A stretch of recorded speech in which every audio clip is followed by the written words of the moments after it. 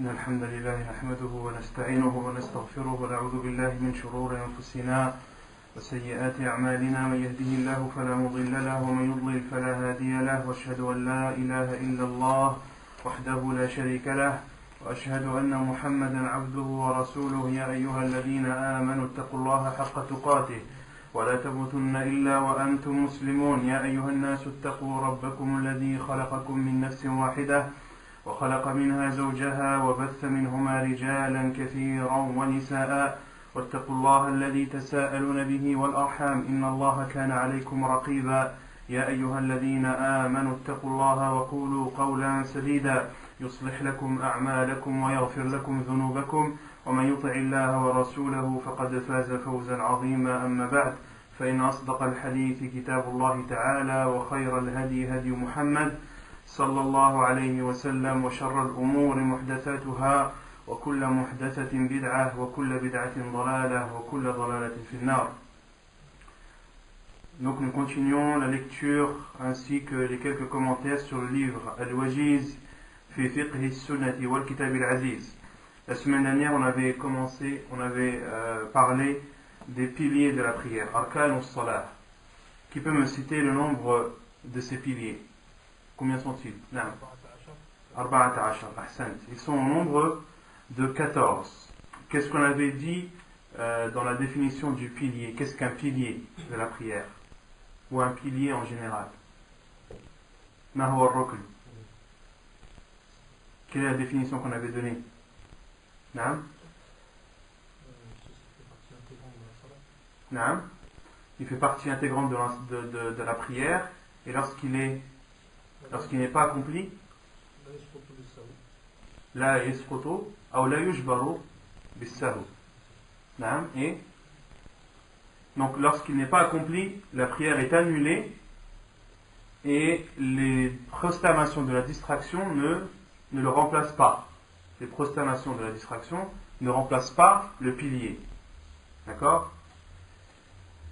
Et la semaine dernière, j'ai fait une erreur dans la définition de l'wajib, de l'obligatoire. De l'obligatoire, j'avais dit que celui qui délaisse l'obligatoire, sa prière est... Qu'est-ce que j'avais dit? Personne ne s'en rappelle? Alhamdulillah. Hein? Accepté? Les savants disent celui qui délaisse le pilier, l'obligatoire volontairement. Celui qui délaisse al-wajib muta'ammidan fa salatuhu batila. L'obligatoire, lorsque tu le délaisses volontairement, ta prière elle est nulle. Et lorsque tu le délaisses par oubli ou par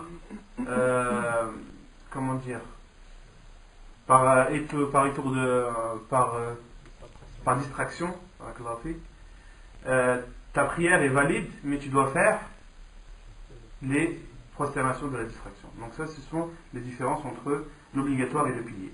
Le premier pilier qu'on avait cité, c'était takbirat al-ihram, le fait de dire Allahu Akbar au début de la prière, le premier takbir.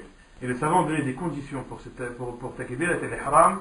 Ils disent elle doit être dite uniquement en disant Allahu Akbar.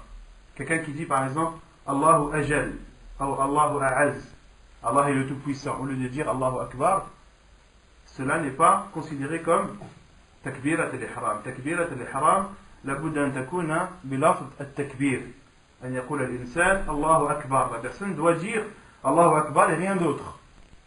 Il n'y a que cette phrase qui permet aux musulmans d'entrer en prière lorsqu'il le dit avec l'intention de takbirat al-ihram. On avait cité le hadith du prophète sallallahu alayhi wa sallam prouvant cela lorsqu'il dit wa tahrimuha at-takbir. Lorsqu'il parle de la prière, il dit et ce qui rend interdit cette prière, c'est-à-dire ce qui rend interdit durant cette prière des choses qui sont autorisées en dehors. Le deuxième pilier? Non, c'est pas le deuxième pilier qu'on avait cité, al-Fatiha. C'est le troisième. Al-qiyamu lil-qadiri fi al-fard. Donc de prier debout pour celui qui en a la possibilité, la capacité durant une prière obligatoire. Ça c'est important. Durant une prière obligatoire. Dans les prières surérogatoires, le fait de prier debout pour celui qui en a les possibilités ou non n'est pas un pilier. Celui qui veut prier une prière surrogatoire assis, même s'il a, il a la capacité physique de le prier debout, sa prière elle est valide, mais la récompense est diminuée de moitié. Le troisième pilier, qira'atul fatiha fi kulli rak'ah, la lecture de sourate al-Fatiha dans chaque rak'ah. Et ceci pour celui qui prie seul ou derrière l'imam pendant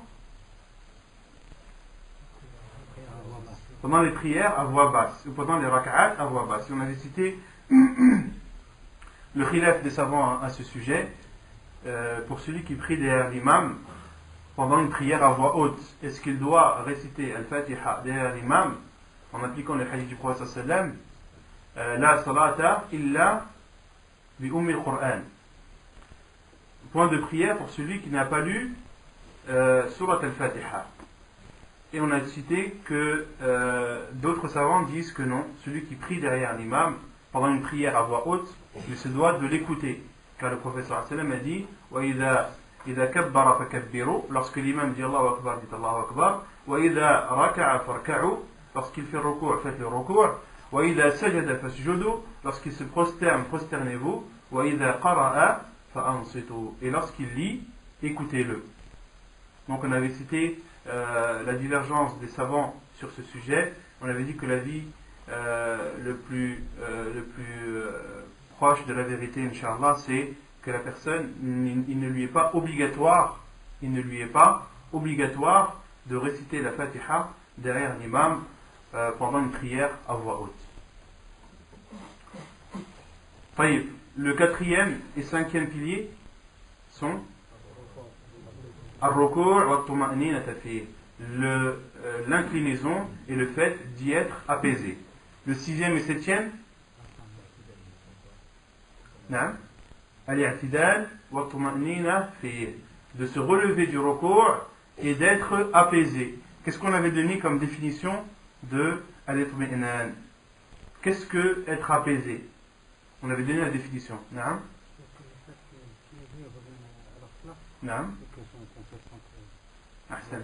Donc, quand on parle d'apaisement, les savants disent, c'est-à-dire chaque os revienne à sa place, que chaque os prenne sa place et que la personne ressente un apaisement.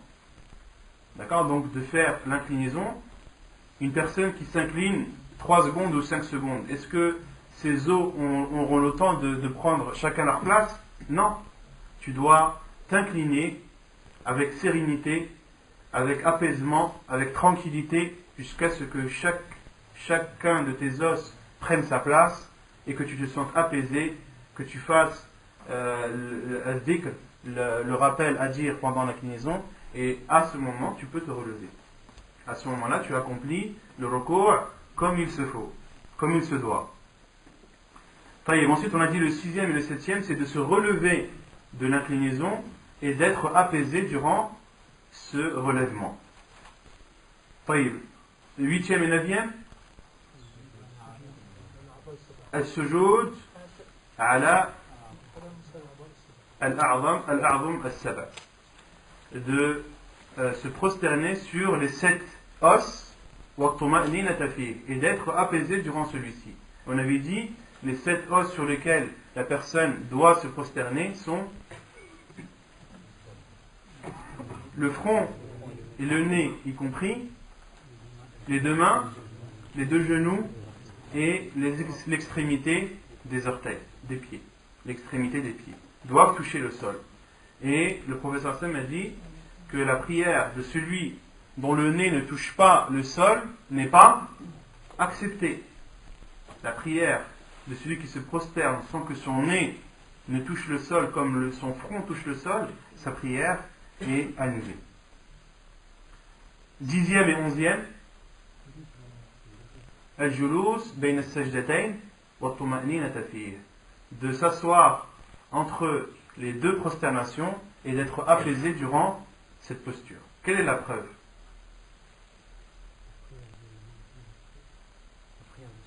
Le hadith de al-musi salatahu, de l'homme qui a mal accompli sa prière. Qu'est-ce que le professeur Sam lui a dit dans ce hadith? Thumma, il lui a d'abord dit Thumma sujud hatta tatma'inna sajida. Thumma rfa' hatta tatma'inna jalisa. Le professeur Sam lui a dit prosterne-toi jusqu'à être apaisé durant ta prosternation. Thumma rfa', puis relève-toi hatta tatma'inna jalisa, jusqu'à ce que tu sois apaisé durant cette assise. Et quelle est la preuve que c'est un pilier? Non? La règle, c'est que tout ce que le prophète alayhi salatu wassalam a enseigné à cet homme qui a mal accompli sa prière, al-musi salatahu, dans cette prière, c'est soit un pilier, soit une obligation. Soit un pilier, soit une obligation.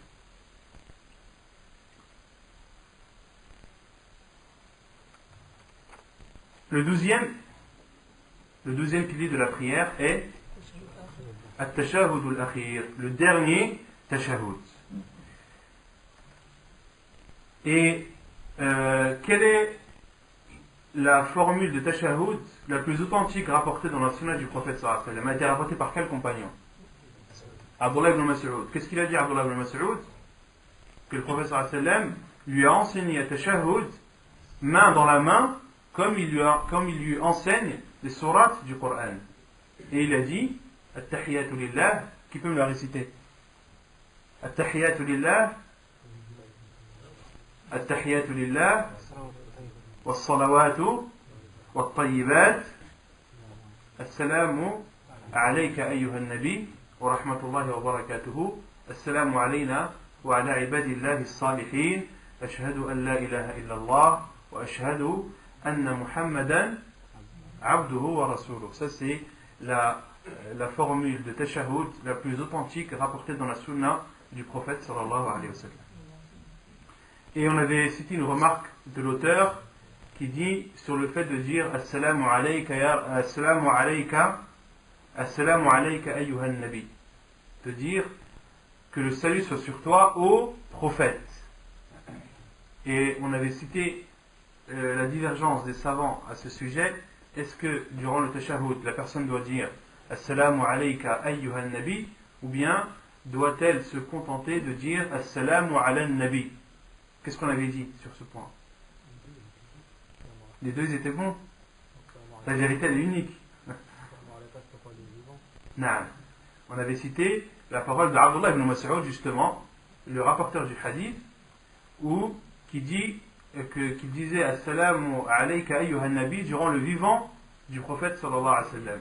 Et après sa mort, il disait Assalamu ala nabi.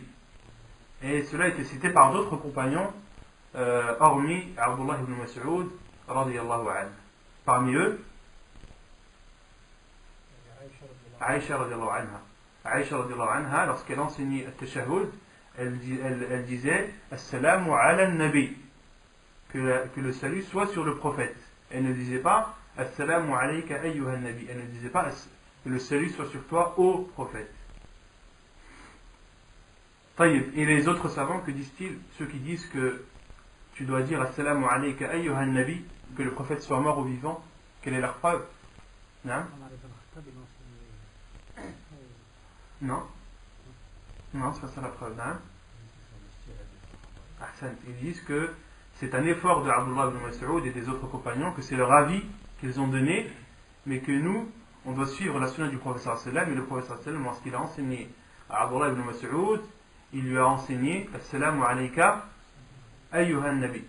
Ala kulli hal, l'avis le plus sûr, Inch'Allah, c'est l'avis qu'a soutenu Cheikh Al-Albani rahimahullah, de dire Assalamu ala nabi, car cela a été rapporté des compagnons. Et il y a une règle, c'est que lorsqu'un compagnon affirme quelque chose et qu'il n'a pas été rapporté par les autres compagnons le contraire, la parole de ce compagnon doit être prise en considération. C'est une règle qu'il faut connaître, c'est que lorsqu'un compagnon dit une chose, dit une parole, et que cette parole n'est pas contredite par les autres compagnons, ou n'est pas remis en cause, la parole de ce compagnon doit être prise en considération. Non. C'est vrai que cette règle que tu nous dis, comment ça va, il la connaît par la Non. Comment ça se fait qu'il y a Comment ça se fait qu'elle fait bainahum? Parce que là, il prévaut. Là c'est un cas qui est précis. C'est un cas où on a un hadith du prophète sallallahu alayhi wa sallam. Là, on a le hadith du prophète sallallahu alayhi wa sallam. On a le plus authentique des hadiths, le hadith d'Abdullah ibn Mas'ud. Qui lui a enseigné? Ar-Rasul sallallahu alayhi wa sallam. D'accord? Donc, les savants qui ne prennent pas en considération la parole d'Abdullah ibn Mas'ud prennent en considération la parole du prophète sallallahu alayhi wa sallam. Ils disent que la parole du prophète sallallahu alayhi wa sallam passe avant tout. D'accord? Et l'autre sujet, qui est la parole des compagnons, ça c'est les savants l'auraient appliqué s'il n'y avait pas de hadith. S'il n'y avait pas de hadith, là les savants auraient appliqué cette règle sans divergence. Mais là, à partir du moment où il y a un hadith du prophète sallallahu alayhi wa sallam et où il y a une parole d'un compagnon, là on a deux règles qui peuvent être appliquées. Soit on prend le hadith du prophète sallallahu alayhi wa sallam, ou soit on prend l'explication des compagnons du prophète sallallahu alayhi wa sallam. Et entre autres, pourquoi est-ce que l'avis le plus sûr, Inch'Allah, c'est de ne pas dire assalamu alayka ayyuhan nabi, mais de dire assalamu ala nabi, car le rapporteur du hadith, c'est lui qui a apporté le plus, c'est lui qui a apporté le plus d'informations. Abdullah ibn Mas'ud, à qui le prophète sallallahu alayhi wa sallam a enseigné, c'est lui-même qui a dit que le prophète sallallahu alayhi wa sallam, durant son vivant, on disait assalamu alayka ayyuhan nabi, et après sa mort, on disait assalamu ala nabi. C'est ce qui fait la force de l'argumentation des savants qui disent de dire assalamu ala nabi. C'est clair? Le 13e pilier, c'est as-salatu ala nabi, c'est de prier sur le prophète sallallahu alayhi wa sallam.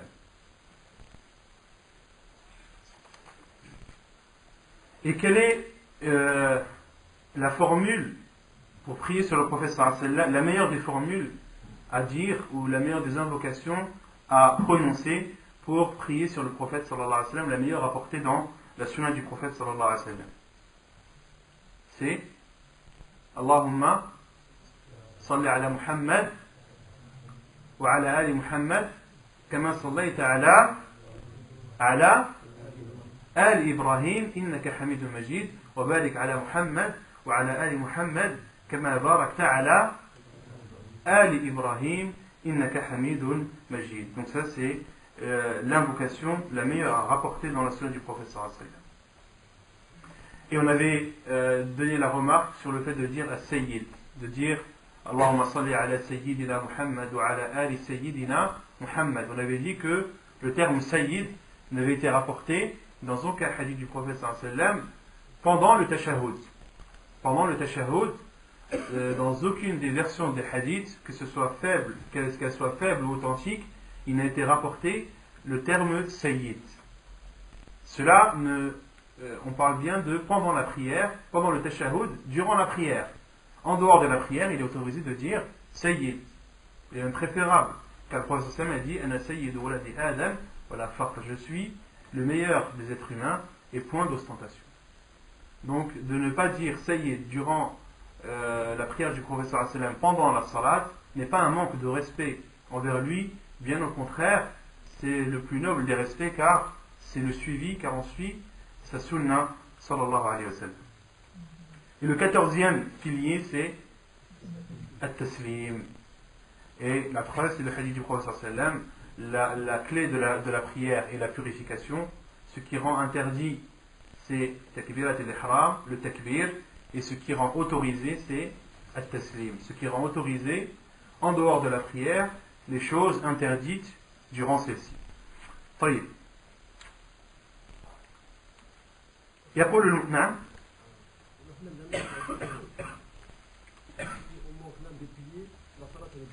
نعم. Si on faisait exprès d'oublier une obligation, ça aurait été accepté, mais on se mangeait des péchés. Justement, je peux t'arriver après que j'avais dit que j'avais fait une erreur. Donc au début du cours, j'avais dit que j'avais fait une erreur sur l'explication, sur la définition de l'obligatoire. J'avais dit que l'obligatoire, lorsque tu délaisses volontairement ta prière, est valide, mais tu as commis un péché.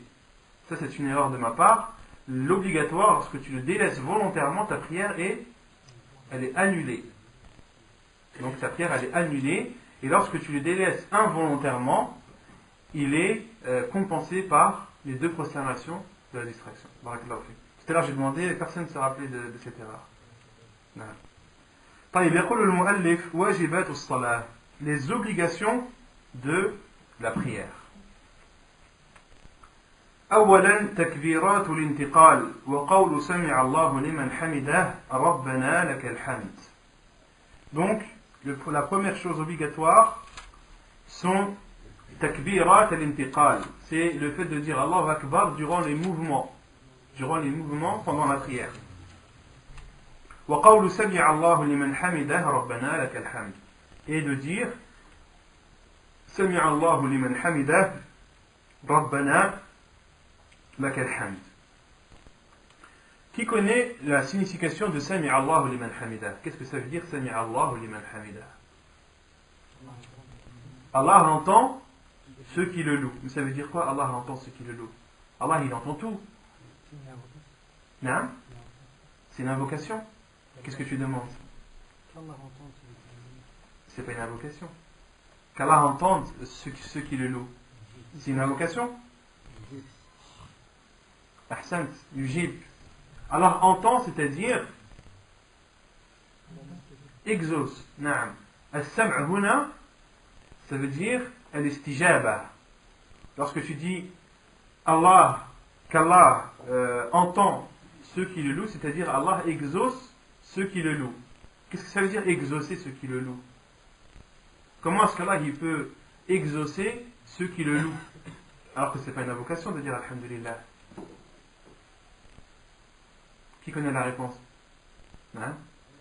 Quand on demande à Allah, mais Arsène, c'est d'abord de louer, de Sana alayhi, pour moi, tu Non. Non. Exaucer ceux qui le louent, c'est-à-dire qu'Allah récompense ceux qui le louent. Qu'Allah exauce ceux qui le louent en leur donnant la récompense. La récompense qui est au minimum de 10 et au maximum de 700. Donc les savants disent la réponse d'Allah subhanahu wa ta'ala est d'accorder une récompense à ceux qui le louent. Et quelle est la preuve que as-sam' dans le Coran veut dire al-istijaba? Qui connaît la preuve dans le Coran où le terme sami'a veut dire exaucer? Non? Innaka sami'u du'a. Ahsan. Innaka sami'u du'a. Ibrahim alayhi salam a dit, lorsqu'il a invoqué Allah subhanahu wa ta'ala, Innaka sami'u du'a, tu es celui qui entend l'invocation, autrement dit celui qui l'exauce. Et aussi la parole d'Allah subhanahu wa ta'ala lorsqu'il dit وَلَا تَكُونُوا كَالَّذِينَ قَالُوا سَمِعْنَا وَهُمْ لَا يَسْمَعُونَ, et ne faites pas partie de ceux qui disent nous avons entendu alors qu'ils n'entendent pas. Entendre ici dans le verset signifie al-istijaba, ceux qui ont répondu. Ne faites pas partie de ceux qui disent qu'ils ont répondu alors qu'ils n'ont pas répondu. Et dans la sunna du professeur sallam, qui est la preuve que le terme sami'a peut signifier exaucer?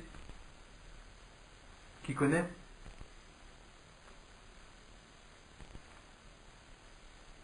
Le professeur sallam a dit Allahumma inni a'udhu bika min arba' min ilmin la yanfa' wa min qalbin la yakhsha' wa min nafsin la tashba'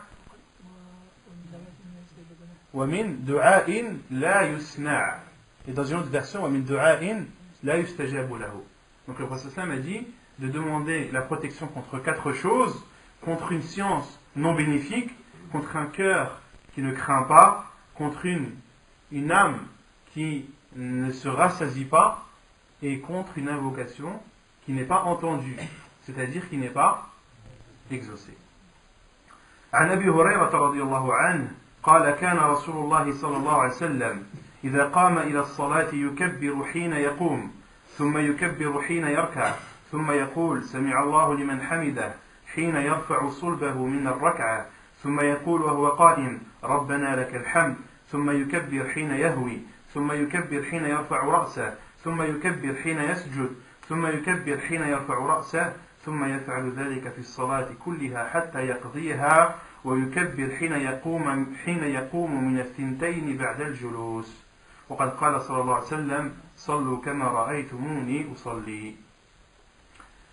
Donc la preuve que les takbirs que l'on dit durant les mouvements pendant la prière sont obligatoires est le hadith d'Abu Huraira radiyallahu anhu, rapporté par Al-Bukhari et Muslim, qui dit que le prophète sallallahu alayhi wa sallam, lorsqu'il se levait pour prier, il disait Allahu Akbar lorsqu'il était debout. Puis il disait Allahu Akbar lorsqu'il s'inclinait. Puis il disait Sami'a Allahu liman hamidah lorsqu'il relevait son dos de l'inclinaison. Puis il disait, alors qu'il était debout, Rabbana lakal hamd. Rabbana lakal hamd. Et durant cette posture, lorsque la personne se relève de recours, de l'inclinaison, et qu'elle est debout, il y a 4 invocations rapportées par le professeur sallam. Tu peux dire Rabbana lakal hamd, ou bien Rabbana wa lakal hamd, ou bien Allahumma Rabbana lakal hamd, ou Allahumma Rabbana wa lakal hamd. Vous avez saisi les différences ou pas? Soit tu dis Rabbana lakal hamd, ou bien Rabbana wa lakal hamd, ou bien tu rajoutes Allahumma au début. Allahumma Rabbana lakal hamd, ou Allahumma Rabbana wa lakal hamd. Thumma yukabbir hina yahwi. Puis le prophète sallam disait Allahu Akbar lorsqu'il descendait, c'est-à-dire pour se prosterner. Thumma yukabbir hina yarfa'u ra'sah. Puis il disait Allahu Akbar lorsqu'il relevait sa tête de la prosternation. Thumma yukabbir hina yasjud. Puis il disait Allahu Akbar lorsqu'il se prosternait. Thumma yukabbir hina yarfa'u ra'sah. Puis il disait Allahu Akbar lorsqu'il se relevait, c'est-à-dire de sa deuxième prosternation.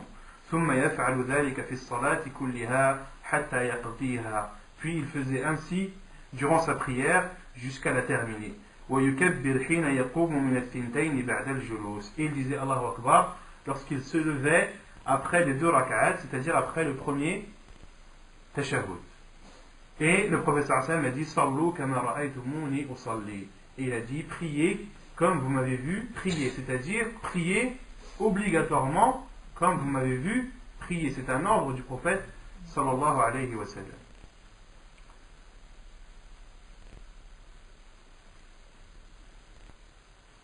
Et concernant le takbir, dans ce hadith, le prophète sallam a dit, si on prend l'exemple, ثم يكبر حين يركع, puis qu'il dise Allahu Akbar lorsqu'il s'incline. Et les savants disent que le takbir doit se dire durant le mouvement, durant le moment où tu es debout, entre le moment où tu es debout et le moment où tu t'inclines. C'est-à-dire que ton takbir doit commencer au moment où tu commences à faire ton inclinaison et doit se terminer avant que tu t'inclines. Et doit se terminer avant que tu t'inclines. Et d'autres savants comme Cheikh Al-Albani rahimahullah disent qu'il est autorisé, comme cela a été rapporté dans certains hadiths, de dire le takbir avant l'inclinaison. Cela est autorisé, mais le meilleur est de dire le takbir durant le mouvement. Lorsque tu t'inclines, tu dis Allahu Akbar. Lorsque tu te prosternes, tu dis Allahu Akbar. Au moment où tu descends, tu dis Allah. Au moment où tu te prosternes, tu dis Allahu Akbar. Et le Allahu Akbar, le takbir, doit se finir avant que tu te prosternes. Car les savants appellent cela takbirat al-intiqal. Les takbirs durant les mouvements. Donc ce sont des takbirs qui sont propres durant les mouvements, lorsque tu es en mouvement pendant ta prière. Et certains font l'erreur, beaucoup d'imams entre autres, disent moi je dis Allahu Akbar quand je suis prosterné. Pourquoi? Parce que si je dis Allahu Akbar au moment où je m'incline plutôt, je dis Allahu Akbar lorsque je suis en état d'inclinaison. Pourquoi? Car si je dis Allahu Akbar au moment où je m'incline, les gens vont me précéder. Les gens vont me précéder et il leur est interdit de me précéder. Les savants sont catégoriques sur l'erreur de cette personne. Cette personne fait une erreur car elle contredit le hadith du prophète sallallahu alayhi wa sallam. Le prophète sallallahu alayhi wa sallam a dit Kana yukabbir Abu Huraira a dit que le prophète sallallahu alayhi wa sallam kana yukabbir hina yarka', au moment où il se prosterne, où il s'incline, pas lorsqu'il est incliné. Pas lorsqu'il est incliné. Et certains savants ont même dit que celui qui dit Allahu Akbar lorsqu'il est incliné, cela n'est pas valide. Cela n'est pas valide. Mais la plupart des savants disent que cela est valide. Comme Cheikh Ibn Uthaymin, rahimahullah ta'ala. Ala kulli hal, la personne se doit de suivre la sunna du prophète, sallallahu alayhi wa sallam. Et si les gens, lorsqu'il dit Allahu Akbar, au moment de son inclinaison, le précèdent, il doit les conseiller. Il doit leur montrer la sunna du prophète, sallallahu alayhi wa sallam, et leur dire que cela est interdit. Que celui qui prie derrière l'imam, il lui est interdit de précéder l'imam dans ses faits, ses gestes et dans ses paroles. Car s'il le précède, à quoi bon avoir un imam? Un imam est là pour être suivi. Le prophète sallallahu alayhi wa sallam a dit l'imam est là pour que l'on suive, l'on suive. On doit suivre l'imam. D'accord? Et tu ne dois pas remédier ce problème en allant à l'encontre de la sunna du prophète sallallahu alayhi wa sallam et en disant Allahu Akbar au moment où tu es incliné. Voilà. Non. Et quand tu es en deuxième sujoud, tu te relèves, et entre les deux, tu fais non. Le Cheikh Al-Albani, rahimahullah, donc le frère demande, lorsque la personne se relève de la deuxième prosternation et qu'il fait jalsat al-istiraha, la posture du repos, à partir de quel moment est-ce qu'il doit dire Allahu Akbar? Est-ce qu'il dit Allahu Akbar lorsqu'il se relève de sa deuxième prosternation, ou est-ce qu'il dit Allahu Akbar au moment où il se lève pour la troisième rak'at? Cheikh Al-Albani, rahimahullah, a dit il doit dire Allahu Akbar lorsqu'il se relève du sujoud. Il doit dire Allahu Akbar lorsqu'il se relève du sujoud. Pourquoi? Car le prophète sallallahu alayhi wa sallam ثم يكبر حين يرفع رأسه. ثم يكبر حين يرفع رأسه. Le prophète sallallahu alayhi wa sallam disait Allahu Akbar lorsqu'il relevait sa tête. Donc quand tu relèves ta tête, tu dis Allahu Akbar, ensuite tu fais jalsat al-istiraha et tu te lèves. Non. وقد أمر بذلك المسيء صلاته فقال إنه لا تتم صلاة لأحد من الناس حتى يتوضأ فيضع الوضوء يعني مواضعه ثم يكبر ويحمد الله عز وجل ويثني عليه ويقرأ بما شاء من القرآن ثم يقول الله أكبر. Ensuite, qu'est-ce que vous avez? Ceux qui ont le livre. Ceux qui ont thumma yasjud, c'est une erreur. Il faut barrer de thumma yasjud jusqu'à hatta yastawi qa'idan, sur la ligne du dessous.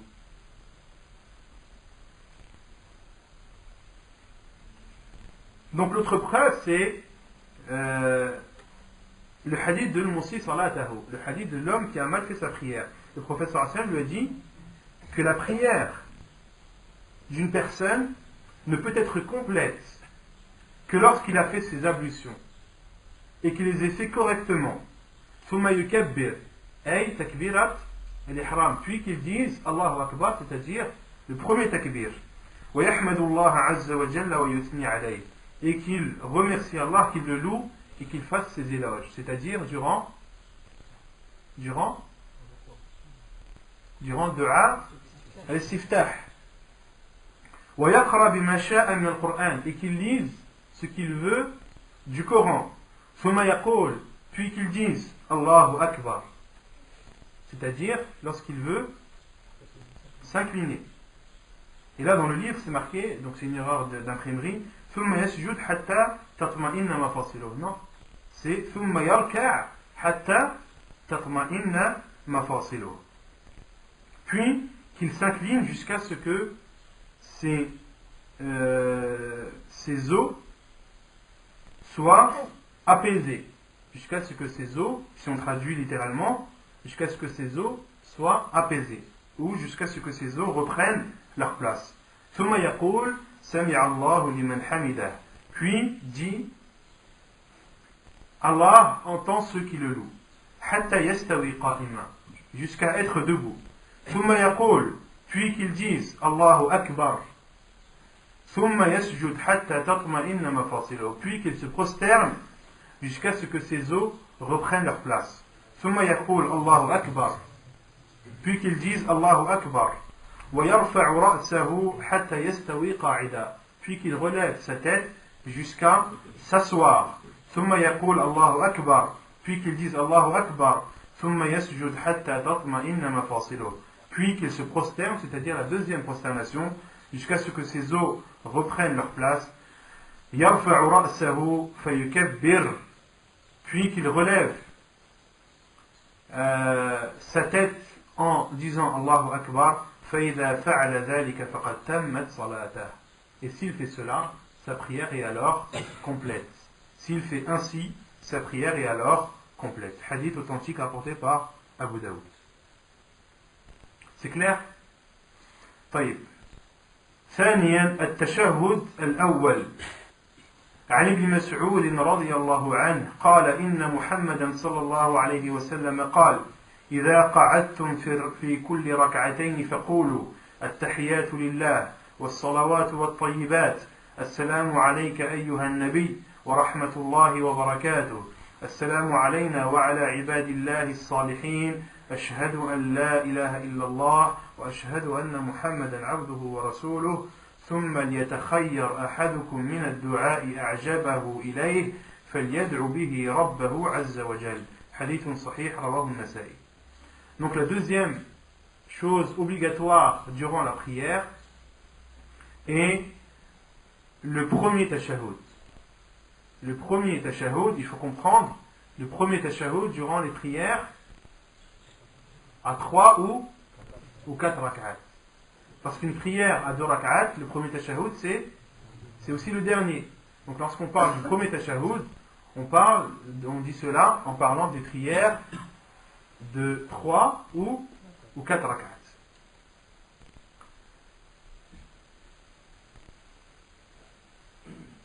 Quelle est la preuve que le premier tashahhud est une obligation et non un pilier? Non. Quelle est la preuve? Il n'est pas mentionné dans le hadith al-Musi. Il est mentionné dans le hadith al-Musi salatahu. Dans le hadith al-Musi salatahu, il y a plusieurs versions. On a cité plusieurs versions. Et là, l'auteur, entre autres, ne cite du hadith al-Musi salatahu que ce qu'il utilise pour preuve. D'accord? Non? Non?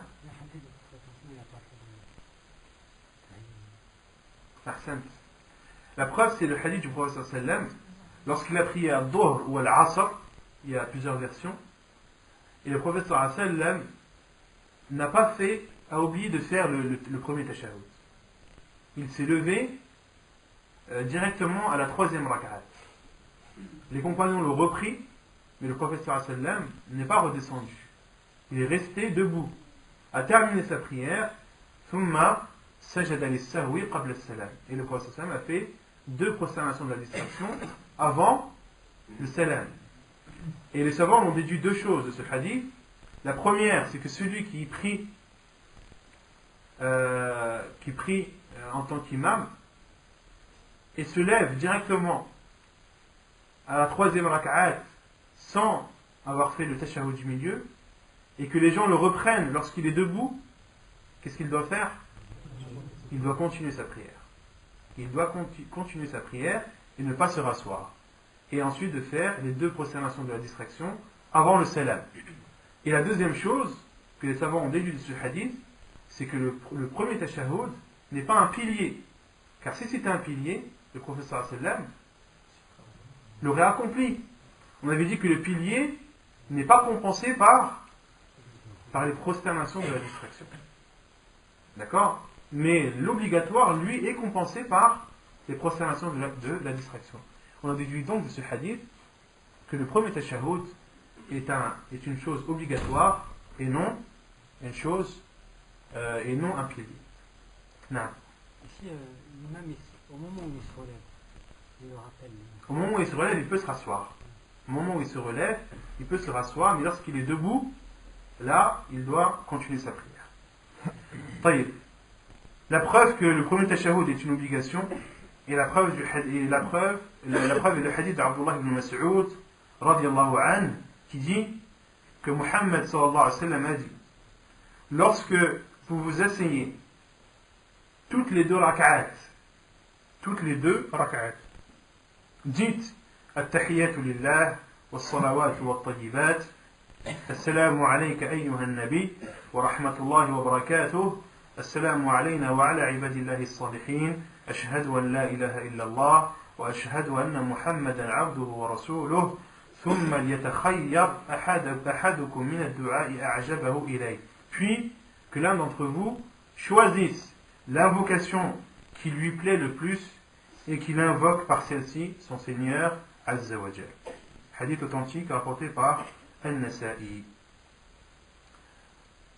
Donc dans ce hadith, le prophète sallallahu alayhi wa sallam a dit: lorsque vous vous asseyez toutes les deux rak'at, c'est-à-dire durant le premier et le dernier tashahhud.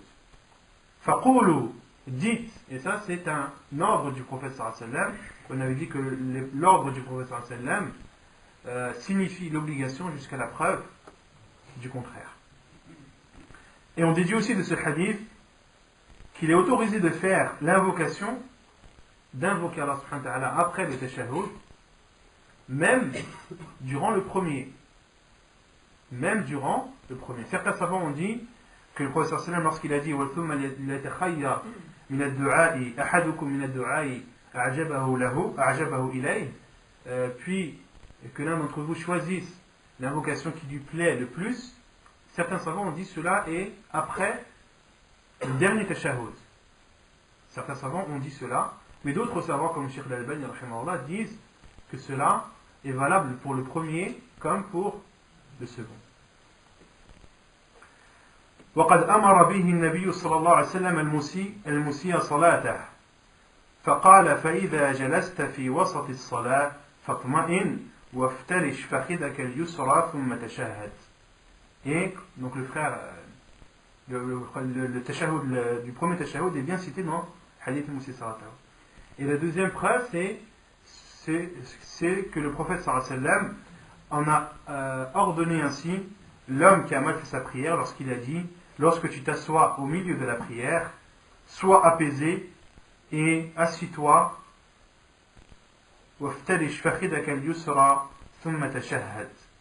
puis assieds-toi sur ta cuisse gauche et fais le tashahhud.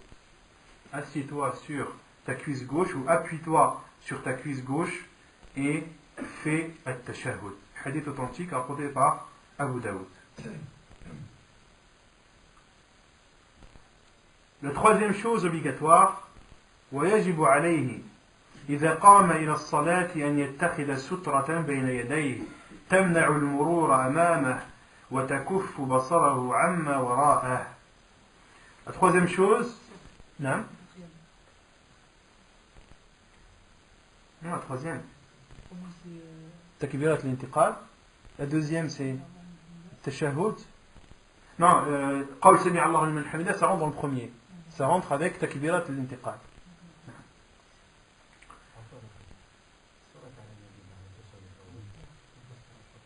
C'est une sunna.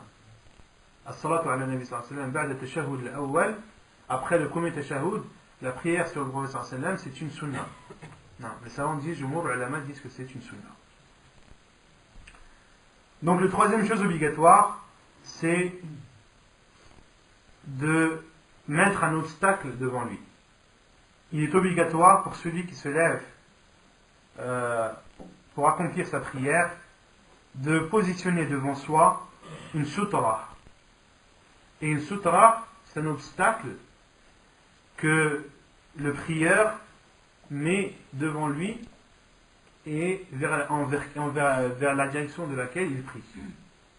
Donc une sutra, c'est une chose que tu poses devant toi lorsque tu pries et tu te diriges vers cette chose. تمنع المرور أمامه. Et cet obstacle va permettre d'interdire aux gens de passer, aux gens ou aux choses, de passer devant toi. وتكف بصره عما وراءها. Et de ne pas faire attention à ce qu'il y a derrière. La sutra, l'obstacle, permet aussi à la personne de ne pas penser, de ne pas se préoccuper de ce qui se passe derrière cet obstacle. Et les savants ont même dit que la sutra aide au khushu'. La sutra aide la personne à se concentrer durant sa prière, car son espace de prière est limité. Donc, son esprit, lui aussi, est restreint. Son esprit n'est pas amené à penser à beaucoup de choses. Pourquoi? Car la sutra restreint ces choses-là. عن سهل ابن أبي حثمة قال قال رسول الله صلى الله عليه وسلم إذا صلى أحدكم فليصلي إلى سترة وليدن منها لا يقطع الشيطان عليه صلاته.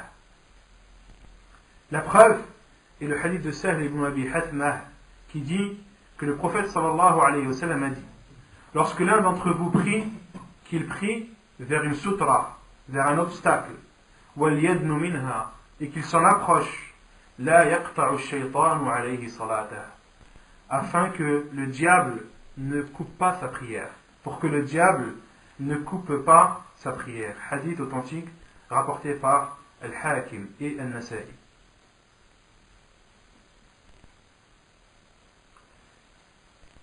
Et les savants ont dit, afin que le diable ne coupe pas sa prière, il y a beaucoup d'explications. Certains ont dit, pour ne pas que le diable coupe sa prière, c'est-à-dire que le diable vienne en apparence, que ce soit le diable en apparence de djinn ou d'être humain.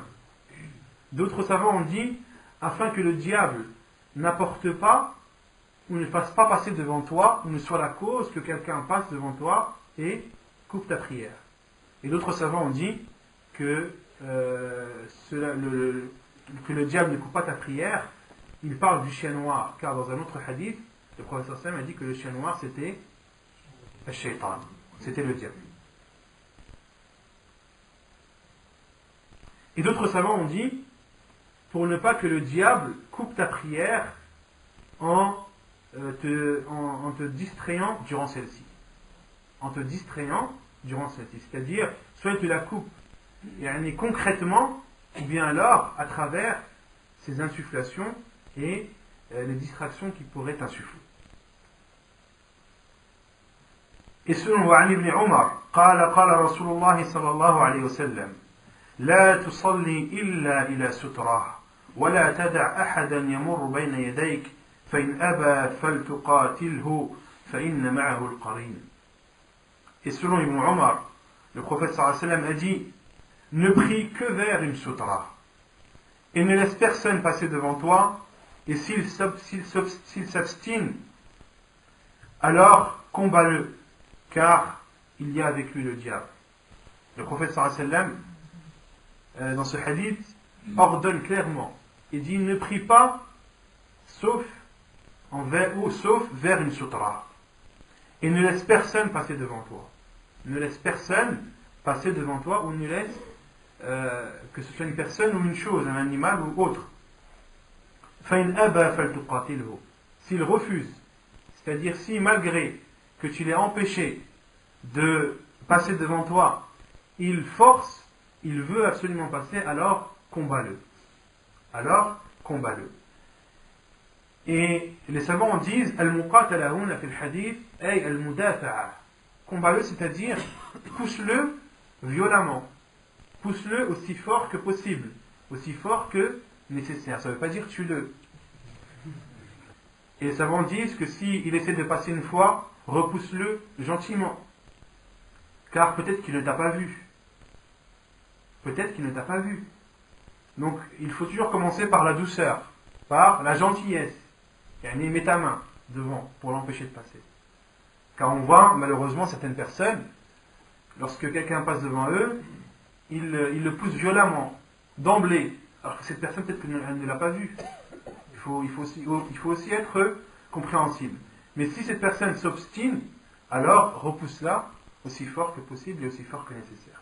Quand on dit couper la prière, On va citer ça, Inch'Allah, après. Si la personne n'a pas vraiment, Si la personne elle passe quand même, c'est-à-dire, si elle passe quand même, qu'est-ce que tu veux faire? Tu lui dis retourne. Elle est passée, khalas. Elle est passée, elle a commis un péché. Les savants disent que de passer devant une prière, une kabaïr et dunub, ça fait partie des grands péchés. Et les grands péchés, pour se faire pardonner, il faut faire les conditions du repentir. Non. Mais la prière, Non. Elle est toujours valide. Elle est toujours valide. Non. Après, les trois compréhensions avant, pour que chacun coupe ta prière, je voulais savoir, en fait, j'en ai marqué deux. Quoi, le shaitan il prend la forme d'un djinn, d'un être humain, Non. un souffle aux gens, et la troisième c'est quoi? Lorsqu'il fait en sorte que quelqu'un passe devant toi. Non, ça fait... Lorsqu'il fait en sorte que quelqu'un passe devant toi, lorsque lui-même passe, soit sous sa forme de djinn ou sous sa forme humaine.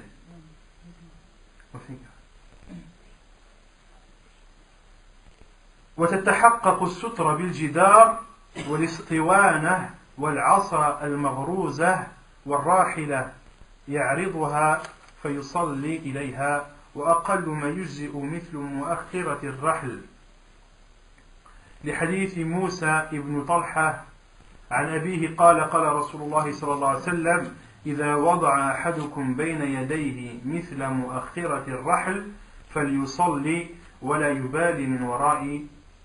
يبالي من مر وراء ذلك حديث صحيح رواه مسلم والترمذي. Et qu'est-ce qui fait guise d'obstacle? Le cheikh dit, et l'obstacle peut être un mur, peut être un pilier, peut être un bout de bois planté dans le sol, peut être une monture, un chameau, une monture que tu mets devant toi, que tu mets devant toi et vers la direction de laquelle tu pries.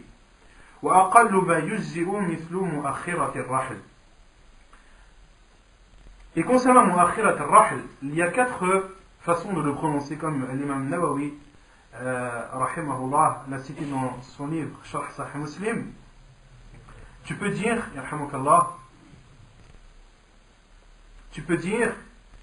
mu'akhirat al-rahl بضم الميم وكسر الخاء وهمزة ساكنة, de dire mu'khira ou de dire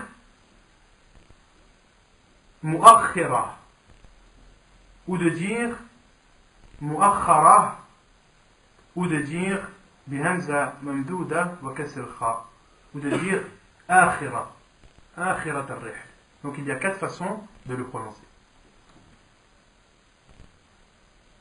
Et le cheikh dit que le minimum, la hauteur minimum que doit avoir l'obstacle que tu poses devant toi durant ta prière et vers lequel tu te diriges, doit être de la hauteur similaire ou semblable ou identique à mu'akhirat al-rahl. Et mu'akhirat al-rahl, les savants disent que c'est la planche qui est présente sur la selle que l'on met sur un chameau et sur laquelle on s'adosse. Au temps du professeur sallam, il posait des selles sur les chameaux, les chamelles, les dromadaires, et sur cette selle, sur le derrière de cette selle, il avait une planche que les savants appellent mu'akhirat al-rahl. Et ta sutra, la hauteur de ta sutra, de ton obstacle, doit être similaire à la hauteur de cette planche. Et les savants disent que la hauteur est de dira et dira, c'est-à-dire une coudée. La hauteur est d'une coudée. Les hadiths Moussa, la preuve est le hadith de Moussa ibn Talha selon son père qui dit, le prophète sallallahu alayhi wa sallam m'a dit, lorsque l'un d'entre vous met devant soi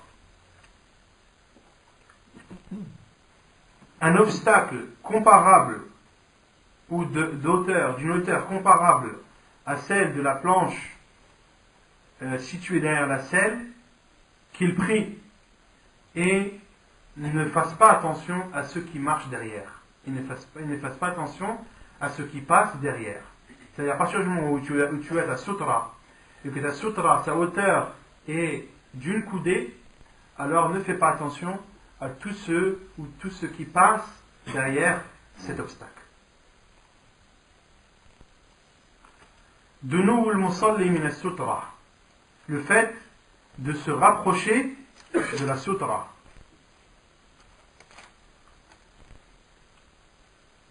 عن بلال أنه صلى الله عليه وسلم صلى وبينه وبين الجدار نحو من 3 أذرع حديث صحيح رواه البخاري.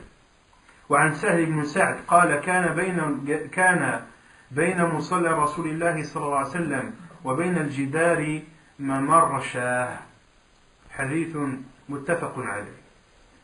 Donc fait partie de la sunna du prophète sallallahu alayhi wa sallam de se rapprocher de sa sutra, de poser un obstacle devant soi, c'est une obligation.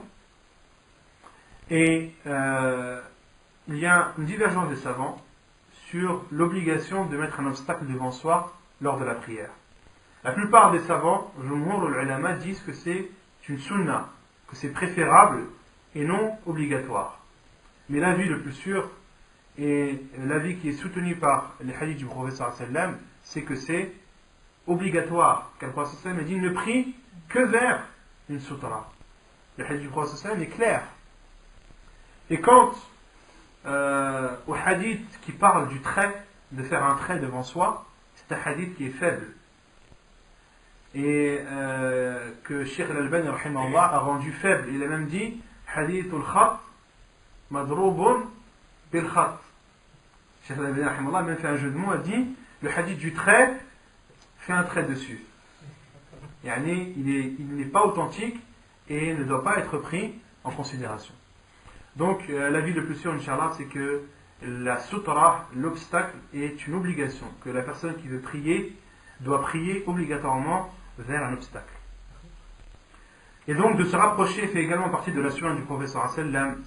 La preuve est le hadith de Bilal qui dit que le prophète sallallahu alayhi wa sallam a prié et il y avait entre lui et le mur vers lequel il priait la distance équivalente à 3 coudées. Une distance équivalente à 3 coudées.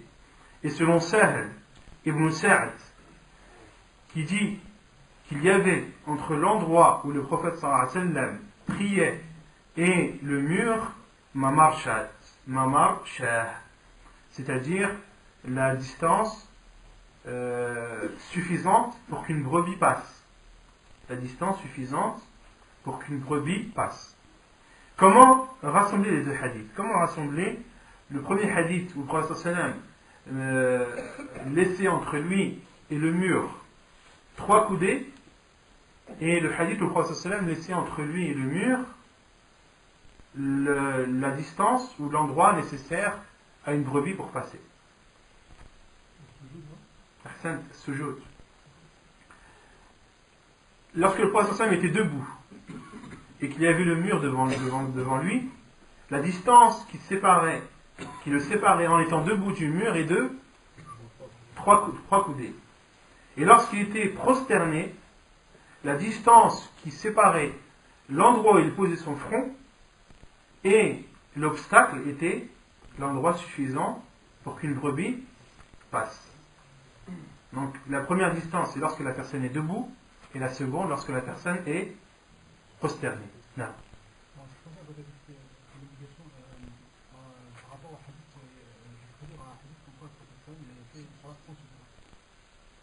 Donc le Khassan dit qu'il y a un hadith du Khassan où il priait sans sutra. Il dit, qui ramène la preuve. Même si il a été rapporté que le professeur sallam suppose que le professeur sallam ait prié sans sutra, c'est un fait, c'est un acte de sa part. Or, les hadiths qui montrent l'obligation de prier vers une sutra sont une parole. On avait dit que les paroles du professeur sallam prévalent sur ses actes, car ces actes, il aurait pu très bien prier avant l'obligation de prier vers un obstacle. Ou peut-être que le prophète sallam a prié, peut-être que c'est une spécificité propre à lui, sallallahu alayhi wa sallam. Mais ce qui est connu de sa sunna, c'est que le prophète sallallahu alayhi wa sallam priait vers une sutra, qu'il soit résident ou même en voyage. Et on avait vu dans le chapitre de la purification que les compagnons du prophète sallallahu alayhi wa sallam, lorsqu'ils lui apportaient le récipient pour faire ces ablutions, qu'est-ce qu'ils apportaient avec? On avait parlé de Al-Anaza. Al-Anaza, c'est quoi? Une lance. Et les savants ont dit que les compagnons apportaient cette lance, car le prophète sallallahu alayhi wa sallam avait pour habitude, après avoir fait ses ablutions, de faire 2 rak'at. Et il prenait ce bâton, le plantait devant soi et le prenait comme une sutra. Donc ce qui coule de la sunna du prophète sallallahu alayhi wa sallam, c'est de prier vers une sutra qui était résident ou voyageur. Non.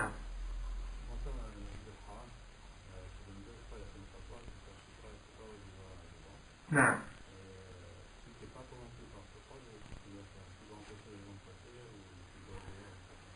Donc le frère demande concernant Masjid al-Haram, la mosquée de la Mecque, qu'il y a une photo de Cheikh Ibn Baz et d'autres qui autorisent de passer devant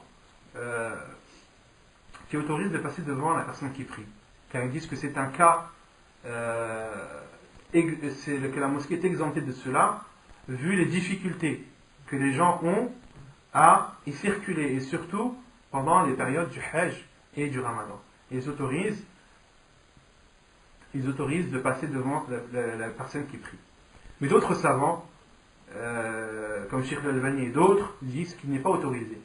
Que l'interdiction de passer devant un prieur, elle est valable dans la mosquée Al-Masjid al-Haram et en dehors de la mosquée sacrée. Elle est valable tout le temps. Il est interdit tout le temps de passer devant un prieur, quelles que soient les circonstances, sauf en cas de darura, en cas de force majeure. Et Cheikh Ibn Baz, entre autres, considère cela comme un cas de force majeure. Maintenant, le frère pose la question, que doit-on faire pour celui qui considère qu'il ne faut pas passer devant? Qu'est-ce qu'il doit faire si quelqu'un passe devant? Est-ce qu'il l'empêche ou est-ce qu'il prend en considération la fatwa de Cheikh Ibn Baz et des autres?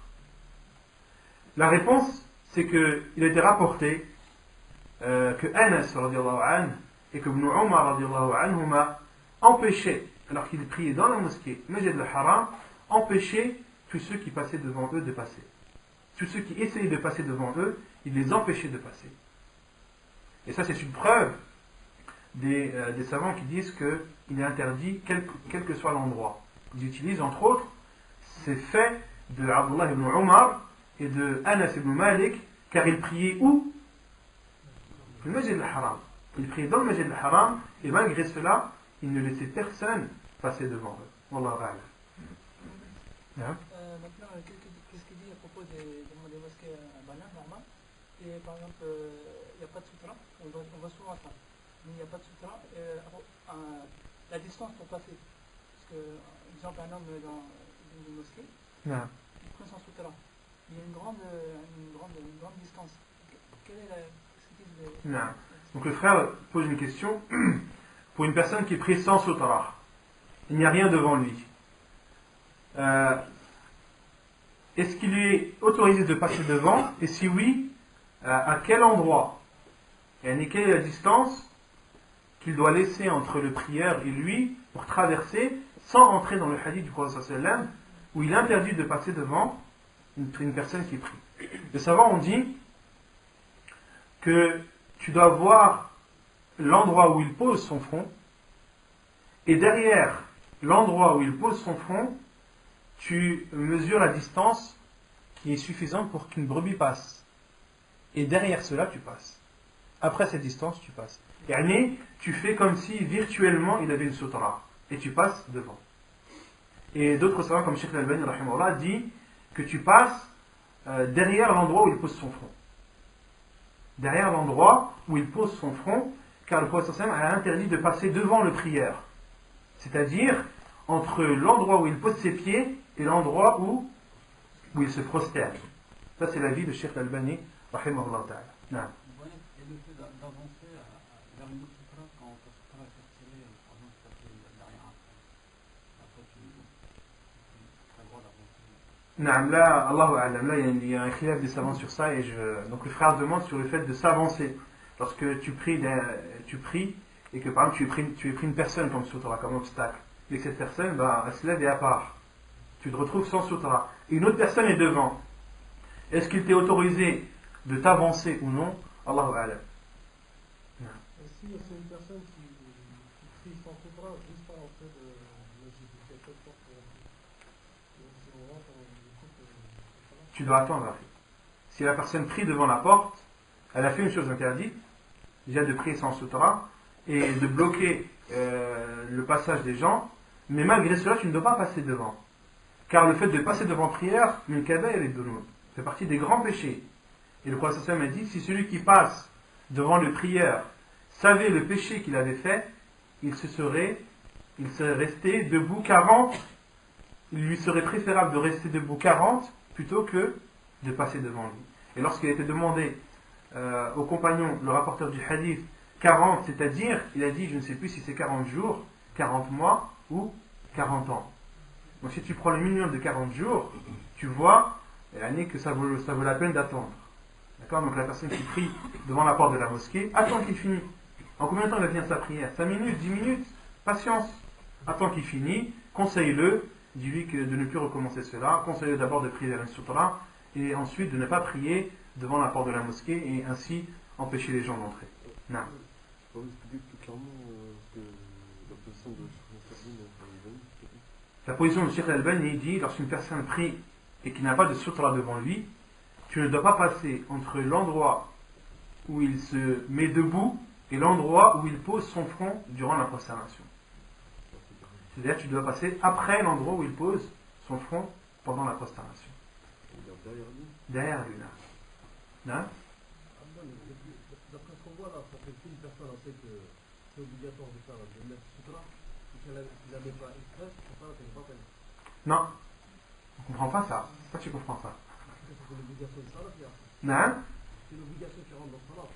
C'est une obligation qui rentre dans salat. Tu parles de celui qui considère. Allahu a'lam. Allahu a'lam, je ne sais pas si ça rentre dans ce cadre.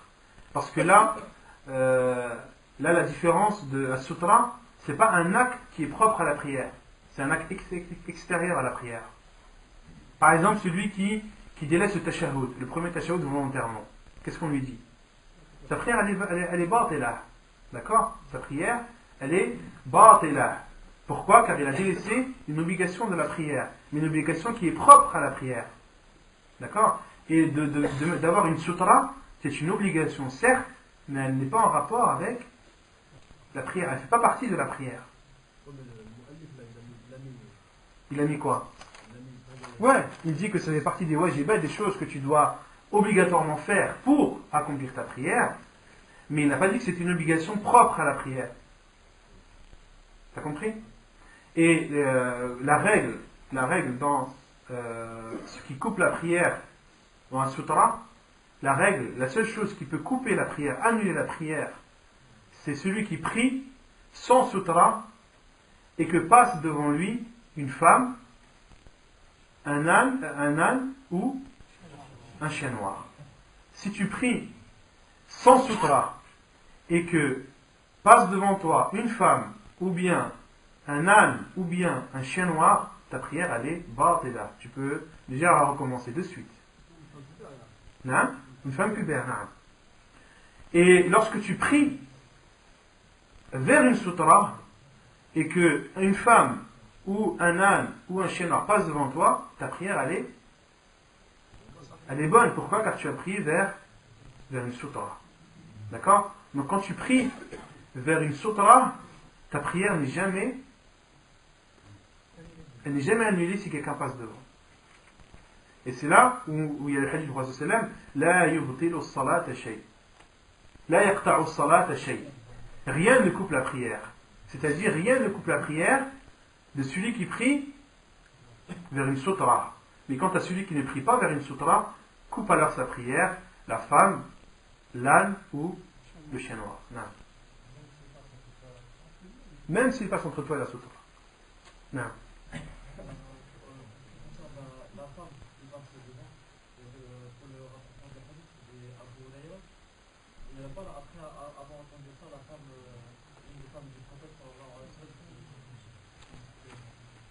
Non. Après avoir entendu ça, qui a dit que c'était faux parce qu'elle était elle-même devant le prophète. Non, ça c'est le hadith rapporté par le Bukhari. Lorsque il a été cité ce hadith à Aïcha radiallahu anha que coupe la prière de celui qui ne prie pas vers une sutra, la femme, le chien noir ou l'âne, que Aïcha radiallahu anha a condamné cela et a dit qu'elle a prié. Elle était devant le prophète sallallahu alayhi wa sallam et le prophète sallallahu alayhi wa sallam priait et elle était devant lui. Et les savants ont dit que cela n'est pas un passage. Que cela n'est pas un passage. Aïcha radiallahu anha, elle était allongée devant le prophète sallallahu alayhi wa sallam. Elle était allongée entre le prophète sallallahu alayhi wa sallam et le mur. Elle n'est pas passée. Or, le hadith parle de la femme qui passe devant le prieur. C'est ça qui annule. Et ça, on dit que ça, c'est une erreur de Aïcha radiallahu anha. C'est une erreur de Aïcha radiallahu anha. Et comme les savants disent, comme l'a dit Imam Malik, on prend de tout le monde et on délaisse, sauf du prophète sallallahu alayhi wa sallam. Donc Aïcha radiallahu anha a dit ce qu'elle savait. Radiallahu anha, c'est notre mère, c'est la mère des croyants, mais cela ne veut pas dire qu'elle est infaillible et qu'elle ne fait et qu'on doit tout prendre d'elle. Non, il y a des choses qu'on ne prend pas de Aïcha radiallahu anha et entre autres cette condamnation qu'elle a faite. Non.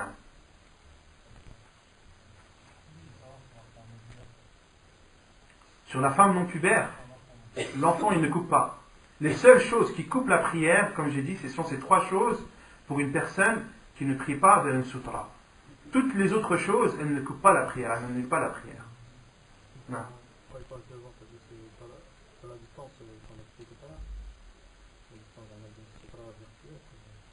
Non, même s'il passe devant. Non, à partir du moment où c'est appelé devant. À partir du moment où c'est considéré comme passer devant, si la femme elle passe devant toi, après il n'y a pas de distance bien définie, si ce n'est lorsque cela s'appelle passer devant. Là, tu t'arrêtes ta prière de suite. Non. يقول المؤلف فإذا اتخذ سترة فلا يدع شيئا يمر بين يديه بينه وبين السترة. Et lorsque la personne met une sutra, un obstacle devant lui, qu'il ne laisse alors personne passer entre lui et son obstacle.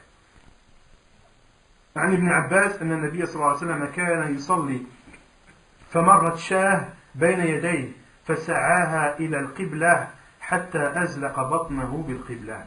حديث صحيح. وفي رواية فسعاها حتى ألزق بطنه بالحائط ومرت من ورائه. Selon Ibn Abbas, le prophète sallallahu alayhi wa sallam, un jour a prié et une brebis s'est avancée et a voulu passer devant le prophète sallallahu alayhi wa sallam. Et le prophète sallallahu alayhi wa sallam s'est avancé vers le mur jusqu'à coller son ventre au mur et que la brebis soit passée derrière lui. Que la brebis soit passée derrière lui. Donc ça répond à ta question. Donc il est autorisé de s'avancer lorsque tu vois que quelqu'un veut passer devant toi ou quelque chose et que tu ne peux pas l'empêcher ou que de l'empêcher est quelque chose de difficile, alors avance-toi, approche-toi de ton obstacle et laisse cette chose passer derrière toi. Ne la laisse pas passer entre toi et l'obstacle. وعن أبي سعيد الخدري أن رسول الله صلى الله عليه وسلم قال إذا كان أحدكم يصلي فلا يدع أحدا يمر بين يديه وليدرأه ما استطاع فإن أبى فليقاتله فإنما هو شيطان. Et selon Abu Sa'id al-Khudri, le prophète sallallahu alayhi wa sallam a dit, lorsque l'un d'entre vous prie, qu'il ne laisse personne passer devant lui et qu'il l'en empêche autant qu'il le peut, s'il s'obstine, alors qu'il le combatte, car il y a avec lui le diable. Hadith authentique rapporté par Muslim. وإذا لم يتخذ سترة فإنه يقطع صلاته الحمار والمرأة والكلب الأسود. Et donc là l'auteur dit, et s'il ne prend pas d'obstacle, s'il n'y a pas d'obstacle devant lui, alors coupe sa prière, c'est-à-dire annule sa prière, l'âne, la femme et le chien noir. عن عبد الله بن الصامت عن أبي ذر قال قال رسول الله صلى الله عليه وسلم إذا قام أحدكم يصلي فإنه يستره إذا كان بين يديه مثل مؤخرة الرحل. مثل آخرة الرحل فإذا لم يكن بين يديه مثل آخرة الرحل فإنه يقطع صلاته الحمار والمرأة والكلب الأسود. قلت يا أبا ذر ما بل الكلب الأسود من الكلب الأحمر من الكلب الأصفر؟ قال يا ابن أخي سألت رسول الله صلى الله عليه وسلم كما سألتني فقال الكلب الأسود شيطان. حديث صحيح رواه مسلم. Et selon Abdullah ibn Samit radiyallahu anhu, selon Abu Dhar, qui dit que le prophète sallallahu alayhi wa sallam a dit, lorsque l'un d'entre vous se lève pour prier, فإنه يستره إذا كان بين يديه مثل مؤخرة الرحل, le protégera alors s'il y a devant lui un obstacle d'une hauteur semblable à la selle, au dossier de la selle d'un chameau. فإذا لم يكن بين يديه مثل مؤخرة الرحل, et s'il n'y a pas devant lui un obstacle d'une hauteur similaire ou identique au dossier de la selle d'un chameau, alors coupe sa prière, c'est-à-dire annule sa prière, l'âne, la femme et le chien noir. Et Abdullah ibn Samit a demandé à Abu Dhar et a dit: Oh Abu Dhar, qu'en est-il du chien noir? Quelle est la différence entre le chien noir, le chien rouge et le chien jaune? Et Abu Dhar radiallahu anhu a dit: j'ai posé cette question même, je l'ai posée au prophète sallallahu alayhi wa sallam, et il m'a dit: le chien noir et le diable. Dans ce hadith, on en déduit deux choses. Que l'obstacle protège la personne de la prière. C'est-à-dire que si tu as un obstacle devant toi et que quelqu'un passe devant toi, est-ce que ta prière est impactée? Est-ce que ta prière est valide? Elle est valide. Est-ce que sa récompense est diminuée? Non. Elle n'est pas diminuée car tu as pris vers une sutra. Et celui qui a commis un péché, c'est celui qui est passé devant toi. Quant à ta prière, elle n'est pas diminuée. D'accord? Pour celui qui ne prie pas vers une sutra, si quelqu'un passe devant lui,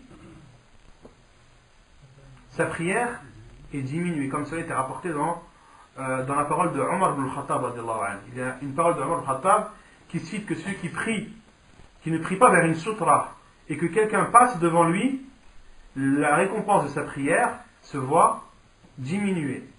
D'accord?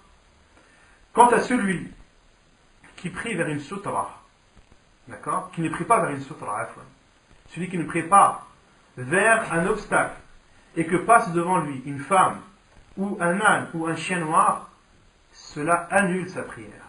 Pourquoi? Car il n'avait pas d'obstacle devant lui. Et s'il a un obstacle, alors sa prière n'est ni diminuée ni annulée.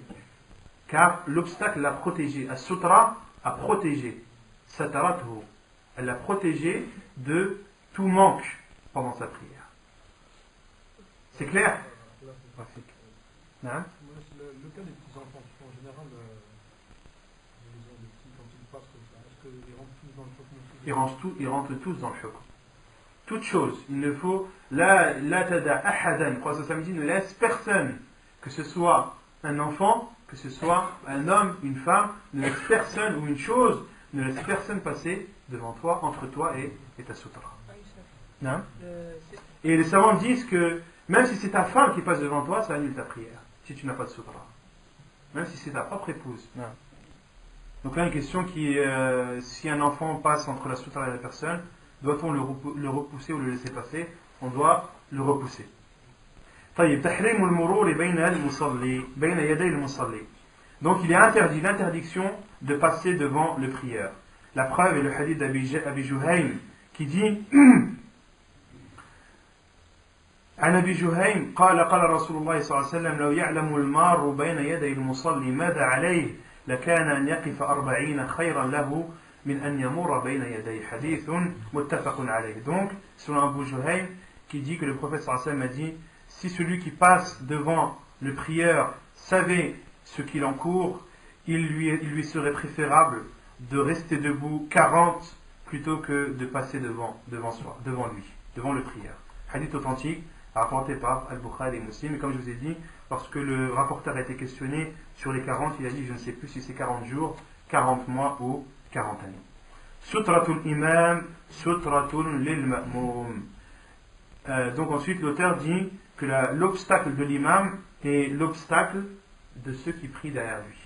L'obstacle de l'imam est considéré comme l'obstacle de ceux qui prient derrière lui.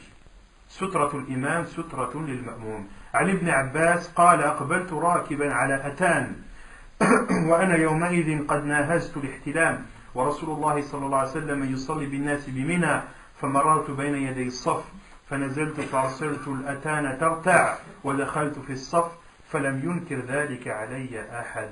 حديث متفق عليه.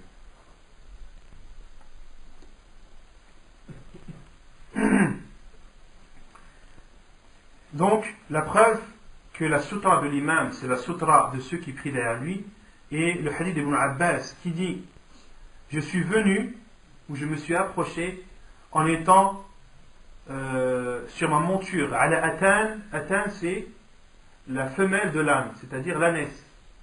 Abdullah ibn Abbas était sur une ânesse. Et j'étais à cette époque, je m'approchais de l'âge de la puberté. Et le prophète sallallahu alayhi wa sallam présidait la prière à Mina.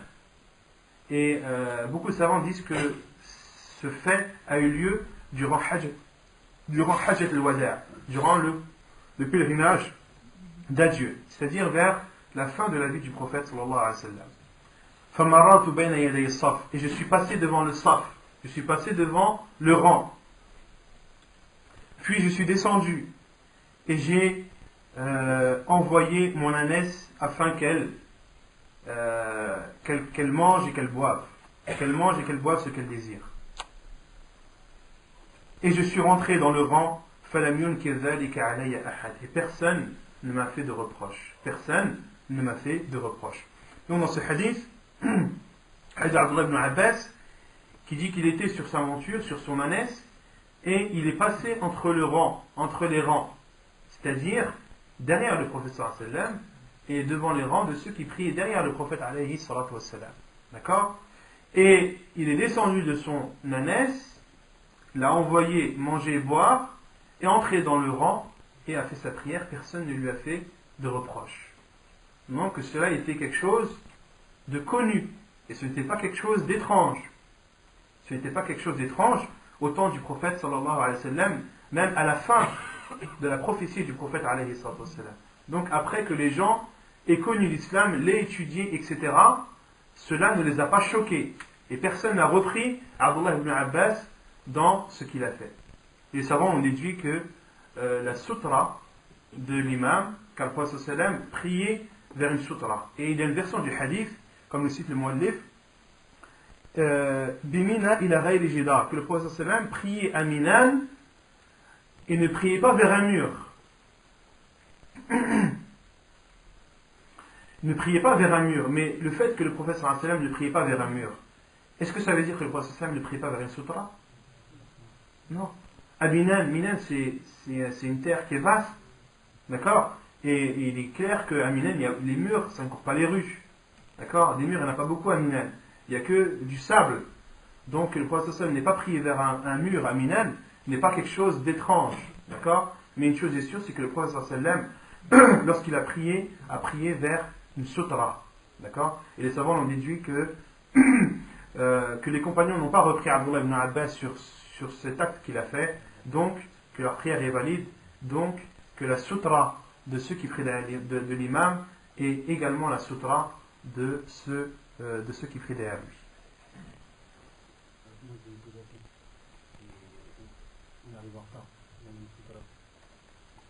Non, c'est autorisé.